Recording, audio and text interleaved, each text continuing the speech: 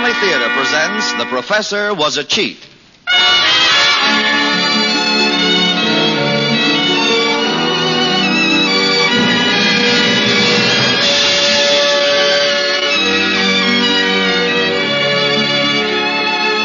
Hollywood, the Mutual Network, in cooperation with Family Theater, presents The Professor Was a Cheat, starring Gene Lockhart, Kathleen Lockhart, Susan Morrow, and Stephen Dunn.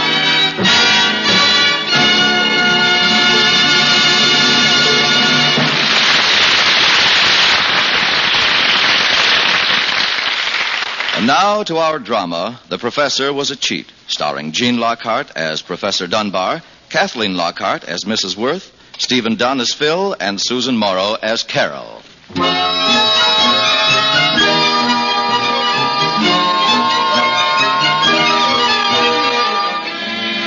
Professor Dunbar, that statement is not true.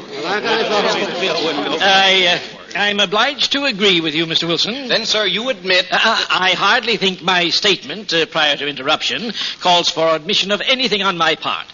Nor was it anything more than a minority opinion. I merely said that there's some doubt that William Shakespeare ever existed.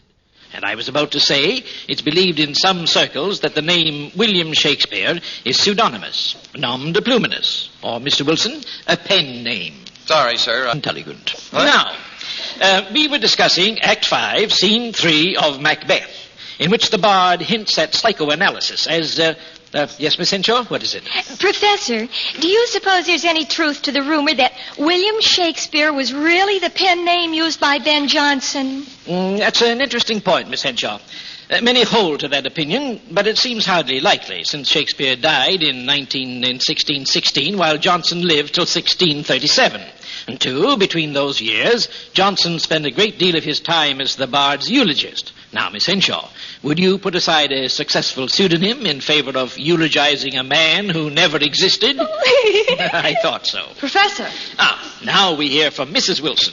Sir, how could such a rumor get started if it had no basis of fact? Oh, perhaps started by Jonson himself on the correct theory that any lie told well enough will be believed. Oh, now, wait a minute, Professor. You mean to say that any lie told well enough will be believed? Almost any lie, yes. Professor, I defy you to prove it.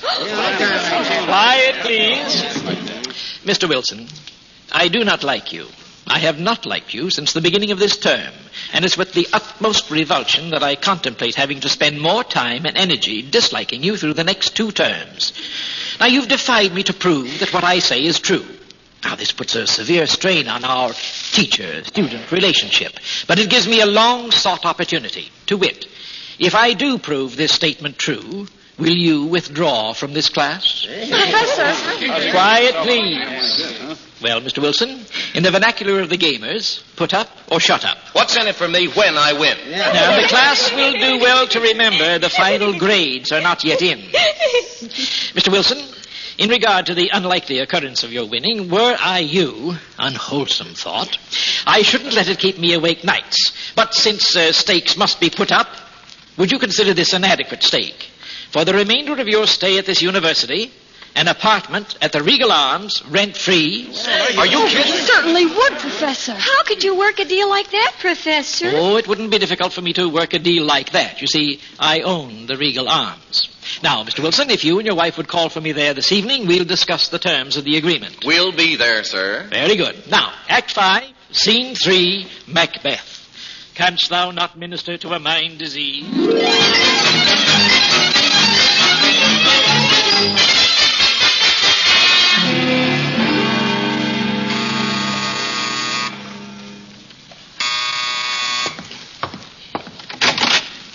Good evening, Wilson. Mrs. Wilson. Professor? Good evening, Professor. Won't you come in? Thank you. You know, I've decided that it might be more advantageous if we postponed our little experiment till the start of summer vacation, inasmuch as it's only a week off. We wanted to talk to you about that, sir. Phil and I have decided to call it off, if it's all right with you. Call it off? Yes. Well, it certainly is not all right with me. Now, wait a minute, sir, just a minute. I think maybe you'll agree with us when we tell you what we mean. Sit down, please. Oh, thank you. Professor, we can see that the only way for you to prove your theory about people believing any well-told lie, the only way you can prove it successfully is to try it. Isn't that so, Carol? Yes. Well, it would be completely wrong, ethically and morally, for us to force you to lie just to prove your point. So it looks like there's nothing else to do but withdraw. Mrs. Wilson, you are, of course, correct. And you, Mr. Wilson, are, of course, and as usual, incorrect. Now, true, this circumstance presents a problem, but I don't see it as being without a solution. Do you follow me, Wilson? Well, I am not following you, Professor Dunbar. I am ahead of you. You see, this situation must... What did you say, Wilson? But what solution could there be? Publicity, Mrs. Wilson. Publicity. Publicity? Exactly. Now, the summer vacation starts next week. Ergo, that means therefore, Wilson. Ergo, as soon as the vacation season begins, we shall go on a lying tour. When the tour is over, and I've proved my point, it will then be published that Professor Rufus Wells Dunbar has just finished a successful tour of prevarication which he carried out in the interests of scientific experimentation. I don't think so, Professor. And you and your wife will be free to tell everyone to whom I lie that I'm fibbing. I contend that they'll believe me anyway. Oh, that sounds fair enough, Phil. We do need the apartment. Professor, did you say we'd go on this tour? Naturally, we. Why should I say I? It would have to be we. Phil, how could we afford to... I will pay all expenses. Now, I've some business with my publishers in Los Angeles. Ergo, that means... Therefore, the tour will be to Los Angeles and back, thus allowing me to kill two birds with one trip. Well, that sounds pretty good. I think he's got a deal, don't you, Carol? I think he has. Good. Then a week from today, we set out to, as the bard said in Act 4, Scene 1, line 98 of Othello, we set out to beguile many.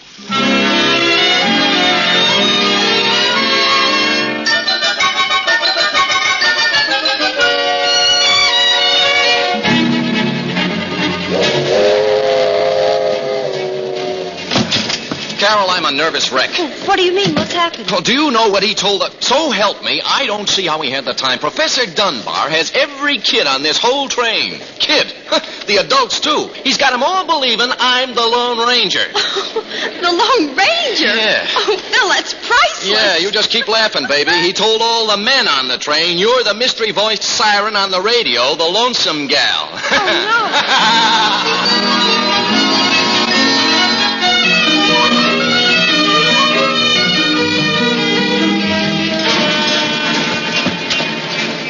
See him, Carol? No. Oh, there he is. Huh? Where? With the white-haired lady. Oh, yeah. Come on. I'm right behind you. Excuse me. Pardon me, ma'am. There's always Excuse me, sir. guys on that train. Well, if it isn't Mr. and Mrs. Wilson. You don't mind if they join us, Mrs. Worth? Oh, my, no. Mrs. Worth, I'd like to present Mr. and Mrs. Philip Wilson. How do you do? Mrs. Wilson, Mr. Wilson. Well, how do you do? Mrs. Worth, I feel it my duty to tell you that anything Professor Dunbar here has said to you has been a lie and nothing more. Really?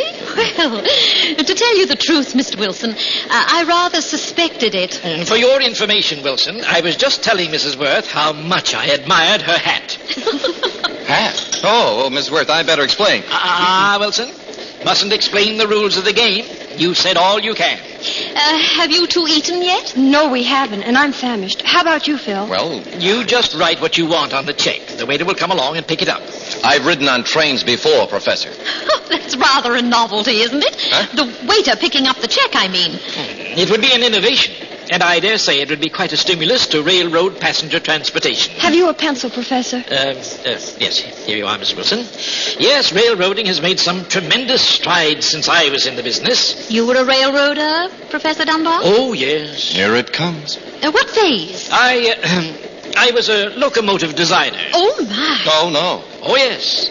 Perhaps you've heard of the Dunbar high wheel equalizer. Dun, wheel, high, bar, equal. No, I can't say that I have. One of my most successful, especially designed to pull heavy loads in mountainous terrain. You see, I put oversized rear driver wheels on it and incorporated hydraulic lifts affixed in such a manner that the drive wheels might be raised or lowered to keep the locomotive itself forever on the same horizontal plane, no matter how steep the grade, thereby completely neutralizing the amount of the incline. Brother. Remarkably clever. It's a wonder someone hadn't thought of it before. Well, I was practically forced into the field, you see. I had to do something to save my holdings, tin mines in Peru. You know, I'd made a wonderfully rich strike in a remote section of the high Andes. How terribly exciting. Do tell us about it, Professor. Well, there I was, faced with the prospect of losing my holdings for lack of transportation for the ore. So I had to find a way to get the tin out. To get the what out? The tin. And I had an associate, a chap named Albert Kahn. Later became famous for an invention which utilized great sums of the metal. One day, Albert said...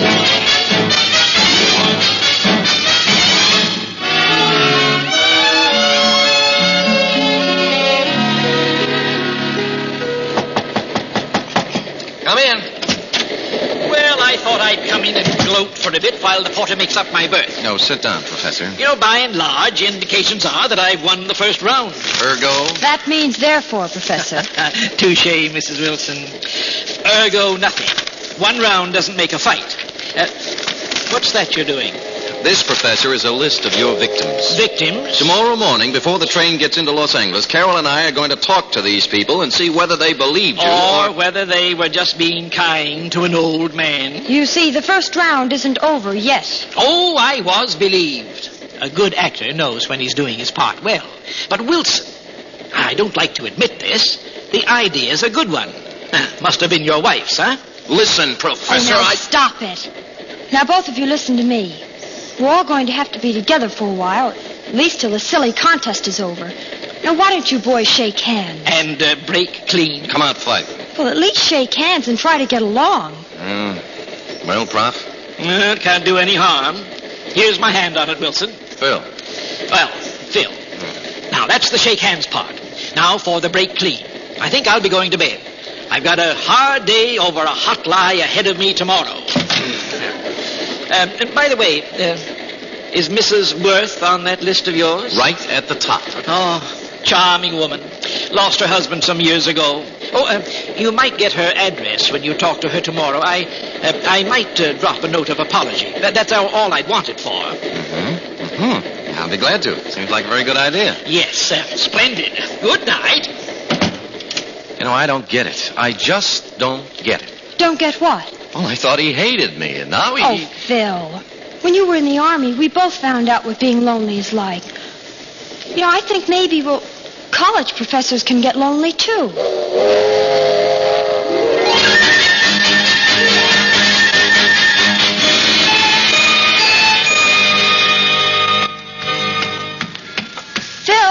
Phil. Carol, where's Professor Dunbar? I thought he'd be with you. Oh, well, I'm paced at the station master's office. Tell me, did you talk to many people?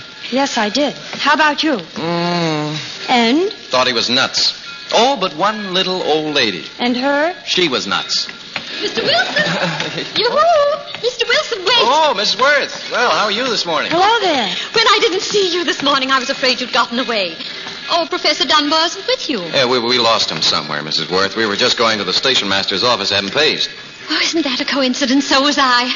I thought you might enjoy staying at my home while you were here. There's plenty of room and a nice swimming pool, and it would be so much nicer than staying in a stuffy old hotel. Well, that's very kind of you, Mrs. Worth. It sounds lovely, if you're sure it wouldn't be an inconvenience. Oh, my gracious, no. Just the other day, I was saying to myself... Your attention, please. Will Mr. and Mrs. Philip Wilson call at the station master's office?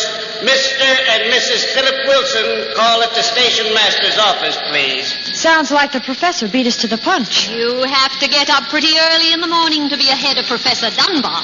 Yeah. Now, come along, ladies.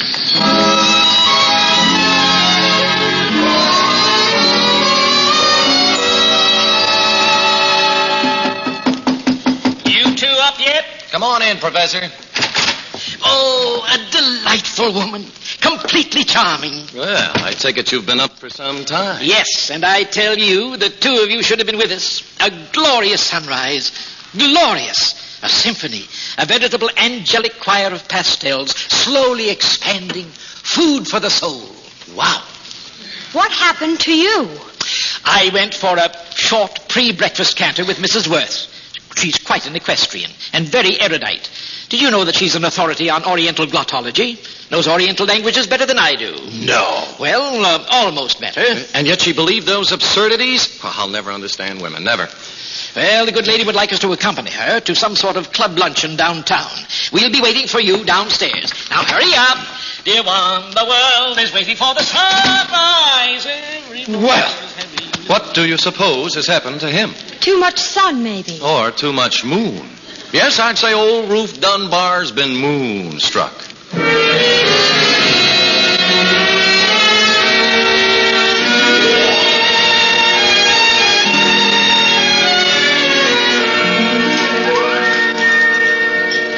Oh, excellent cuisine, Mrs. Worth. You know, I'm somewhat relieved at not getting the eternal cream peas and chicken a la king. Cream peas and chicken a la king? Yes, it's almost the standard bill of fare at our Authors Club affairs. Oh. Heaven preserve us newspaper men from that, Professor. Oh, isn't there a James McNamara connected with this organization? Do you know Mr. McNamara, Professor? Oh, indeed I do. He was a student of mine at one time. Small world. Mac's in service now. Public relations officer with Admiral Nimitz. Nimitz, Chester's a fine boy, fine boy. Oh, Professor. Yes, my boy. I think we better take it a little easy. Easy? I don't agree. Oh, but this is a press club. Ah, yes. Phil, do something. What can I do? He's quite a fellow, Nimitz. Yes, too bad about Douglas. But I suppose Matt will handle things as well as anybody. No. Did you know Ridgway, Professor? Oh, yes, indeed. He attended a few of my lectures. So old McNamara's in the Far East, huh? And from the look of things, he's liable to be there for some time. No telling how long this thing will last. No one knows but the Russians, and they're not doing much talking. You know, I'd give a month's pay to take a trip through Russia, find out what's really going on behind the Iron Curtain. Yes. I took such a trip, Mr. Ames. I don't believe I heard you, Professor. I took an extensive trip through Russia about 3 years ago, dressed as a Soviet officer. Made a complete written report to the State Department. Oh, Phil! By George! What's the matter with Mr. Wilson? My husband seems to have fainted.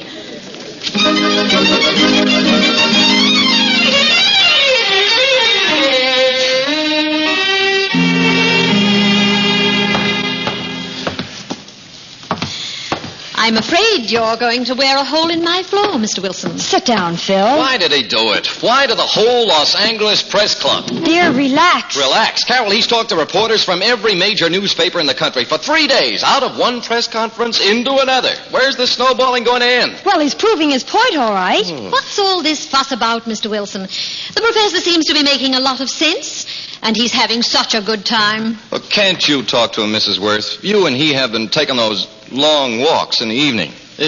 Couldn't you talk some sense into him? Mr. Wilson, I hardly think a walk in the moonlight conducive to political conversation. Well, what do you talk about? Phil! Oh, Well, the night before last, I talked about him, and he talked about me. And then last night, he proposed to me. he what? He asked me to marry him. Why, is that so ridiculous? Oh, no. Not ridiculous at all. It just doesn't seem like the professor. What did you say? I didn't say anything. When he proposed? Oh, then. Oh, I'm afraid I said yes. You said yes. Howdy, everybody. Oh, Mr. Ames. Hello, Where's the Ben. boy? He's in the library. Yeah, he's been in there for hours with the reporters. With the news I've got, he won't be in there much longer. No, sirree. What do you mean? Come on in here for yourself. Huh? Even then, I observed unrest in the Russian people in the Ames, come here. Well, Professor Dunbar, you better pack your suitcases. We've had a call. You're wanted in Washington immediately. There's a special plane waiting at the airport. Washington? Splendid. No!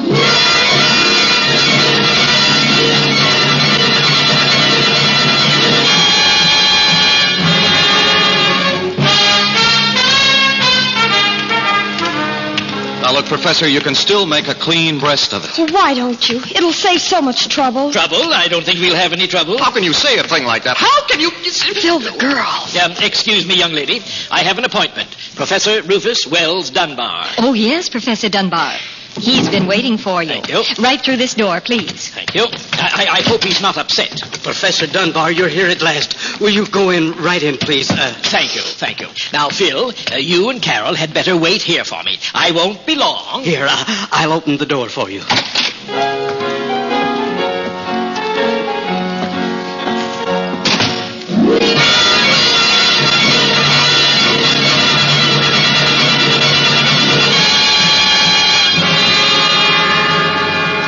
Speeches before Senate committees, lectures to the military. Newsreel and television appearances. There isn't any other way out, is there? You know, I wish that... Oh, that's him now. Now, Philip, my boy. Oh, come on in, Professor. Mrs. Worth, be seated, please. Is anything wrong? Here, Mrs. Wood, sit here. Professor, look, it can't go on this way. It just can't. What can't go on? This is getting too big. Conspiracy to defraud the government is a pretty big thing. But you and I know, both of us, that isn't the only point. You've got to consider Mrs. Worth, Prof. Consider me? What are you trying to say? Prof, Mrs. Worth is too fine a woman. You simply have to tell her. Phil, you place me in an extremely awkward position. Well, there's no other way. Are you going to tell her or shall I? Tell me what? Now, see here, really. I'm afraid in all truth I can't. I really wish someone would tell me what's going on. Please, Professor. All right. Mrs. Worth, I'm sorry to have to say what I have to say, but, well, everything Professor Dunbar said has been untrue. He never has been through Russia. What? It was all nothing more than an academic experiment based on the theory that any lie told well enough would be believed. You see, he made a bet with my wife and I that his theory was correct. He's been telling this story to prove it. I never heard of such a thing. This is some strange kind of joke. Carol. It's true, Mrs. Worth. Did you make such a bet, Rufus? It was no lie when I told you I loved you. You did make a bet. I should have guessed. The story about the tin mine and the locomotive. You've been using me. Letting me think you were... I'm nothing but a silly old woman. No, but my dear... I'm so ashamed. Now, let me explain. There's nothing to explain. Sorry, Professor. If you'd only waited just a little longer. Now, maybe if we explain the whole thing to Ames. He's a newsman. Maybe he can figure a way out of this. Square you with the nation. You'd better go with her, Professor. It might not be too late. You know, I think she really loves you. I think she really does. Come on, hon, we'll go see Ames. Yes, you do that. Now, I'm going to have a little talk with Lydia.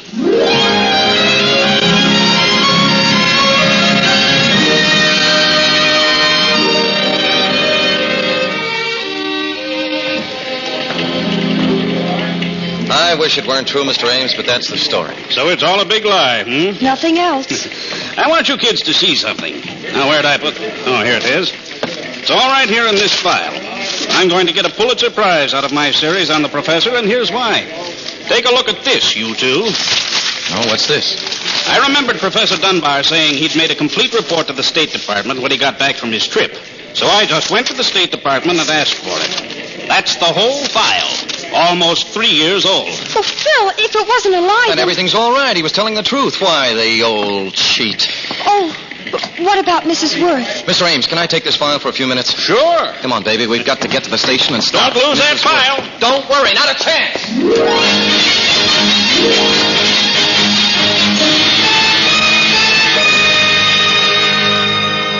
And the proof's right here in black and white. Oh, thank goodness. Oh, Rufus, to think I doubted you. I'm sorry I had to go to such extremes to win that silly bet, my dear. Win? But you cheated. You didn't win because you were... Because I was telling the truth? Of course. I was trying to prove a theory to you, not to the nation.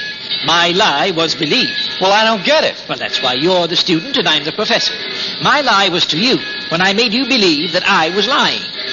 I had to live it. And now, since Lydia is staying, shall we all go to the hotel for some lunch? Oh, how nice. Yeah. Oh, and, Phil, you see, I win and you lose. And it looks like I won't be seeing you in class for the next 2 years. Yeah, I guess not. Because I won't be there myself. They've asked me to stay in Washington for a while. What? Well, I guess the best man won. I'm glad it turned out this way, though. Phil, Carol, since you'll be going back anyway, I wonder if you could do me a favor. I'll need someone to manage the Regal Arms for me. Huh? The pay is $150 a month and the choice of apartment. Professor Dunbar! You suppose you two could handle it? Prof, you just got yourself a boy. Good. Oh, dear, not a taxi in sight. Not much like when I was in the business. I used to have quite a fleet, you know.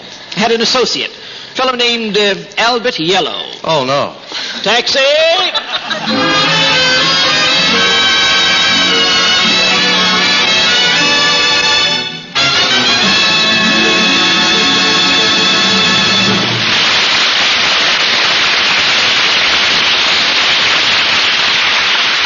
This is Tony Lofrano again, and here are Jean and Kathleen Lockhart. Thanks for a fine performance, Mr. and Mrs. Lockhart. Our thanks to Family Theater, Tony. It isn't very often, you know, that a husband and wife both have the chance to act in the same show. It certainly isn't. Well, I think you both did a splendid job. Well, that's very nice of you. Of course, Kathleen can always be depended on for a fine portrayal. Oh, no, dear. It's you who can always be depended upon, not I. Well, really, I think that... But, my sweet, next to you, I am nothing when it comes to drama. Well, I think that... but my love, how can you say that? Please, Will you keep out of this, Lafrano? Jean, you know you're the better actor. I don't see why you can't... Now, see here, Kathleen Lockhart, when you say I'm better, you're wrong. Just plain wrong. Why don't you admit it? Wrong? I've never been wrong in 35 years. Well, dear friends, as an illustration of a family quarrel, I suppose that was a little ridiculous. But there are quarrels in every household, and that's a very unfortunate thing. But there's a way to keep them from becoming too big or too frequent, and it's a very simple formula. For family difficulties, family prayer. It's an effective remedy that should be as much a part of family life as the evening meal. When we gather together to acknowledge our dependence on our Heavenly Father, to ask Him to help us to have more understanding and patience with each other, when we do that, we're calling on the author of family life to strengthen and unify our families. And that's as necessary to the family spirit as eating is to the bodies of those in it. I don't mean to preach, but it's always worked out in our home. For Kathleen, for June, and for myself. And I think it'll work in yours. For family troubles, family prayer. Try it, and I think you'll understand what we mean when we say, the family that prays together stays together. More things are wrought by prayer than this world dreams of.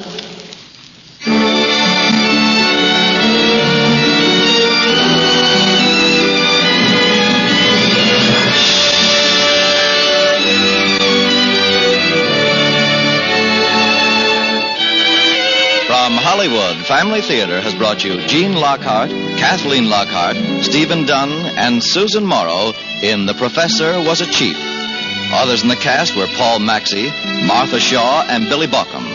The script was written by Robert Hugh O'Sullivan, with music composed and conducted by Harry Zimmerman, and was directed for Family Theater by Joseph F. Mansfield. This series of Family Theater broadcasts is made possible by the thousands of you who feel the need for this type of program, by the Mutual Network, which responds to this need, and by the hundreds of stars of stage, screen, and radio who give so unselfishly of their time and talent to appear on our Family Theater stage. To them and to you, our humble thanks. This is Tony Lafrano expressing the wish of Family Theater that the blessing of God may be upon you and your home, and inviting you to join us next week at the same time when Family Theater will present Maureen O'Sullivan and James Gleason in The Kid from Scratch Gravel. Join us, won't you?